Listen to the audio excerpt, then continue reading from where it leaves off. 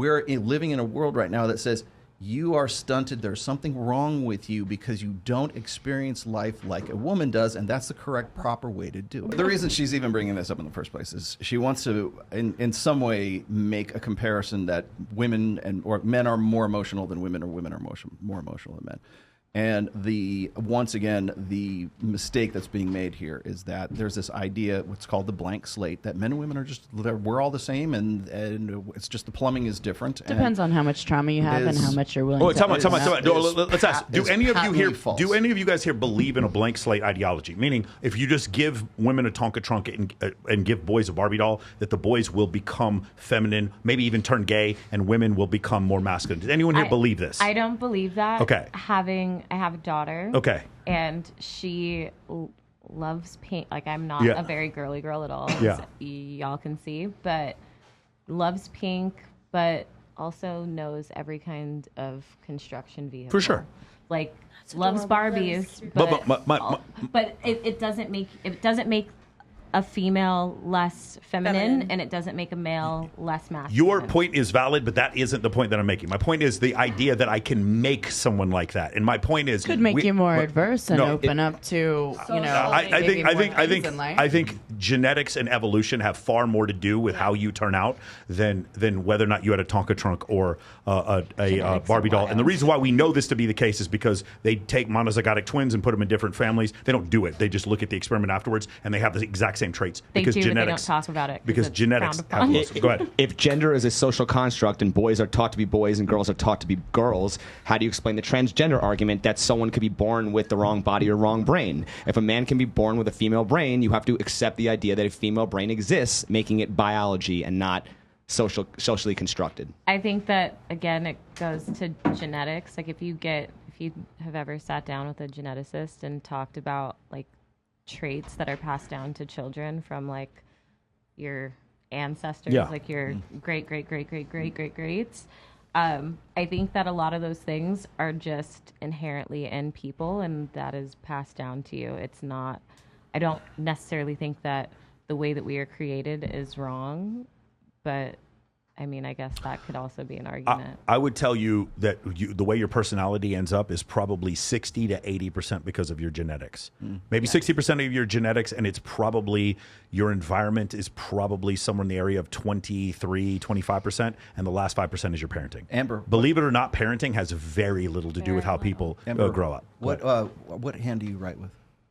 I write with my right hand. My daughter actually is left-hand dominant. Oh, yeah, which is very, like, odd. It's not odd. It's just 11% of the population. Yeah. So you sign your name with your right hand. I do. Okay. I can sign my name with both hands. Okay. But you do. You favor your right. Okay. Right. But I could, like, tie your hand behind your back long enough, and you'd be able to sign your name with your left hand. Yeah, I mean, if you tied both of my hands behind my back, we would learn how to do it with our feet. You couldn't do it in the beginning, right? Yeah. What I'm saying is that you have a natural, innate genetic proclivity to be right-handed. Yes. I'm right-handed as well. My brother's ambidextrous on how that happened, but then people who are left-handed, we had this conversation on Danza Project as well. But the thing is like that's a natural proclivity. Mm-hmm. So that's just common to people in general. Yeah. Now there are natural proclivities that are unique to males and females and human males as well. So the problem is that we want to say that the way that women experience life and their natural proclivities ought to be the natural proclivities for men.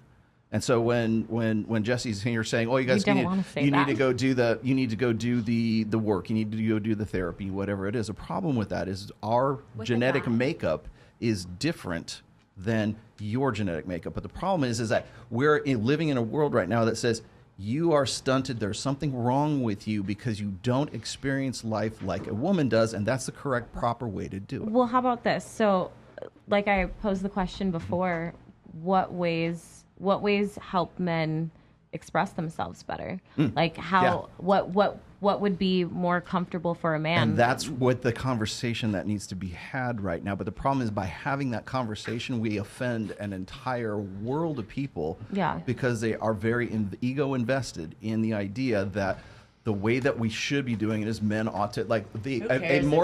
If you're offended, then it's something that can't hear you. But it's not even so much offense. It's just taken for granted. That this is the way things ought to be, and if men would just do these things, the more perfect a man would be, the perfect man would be like a woman.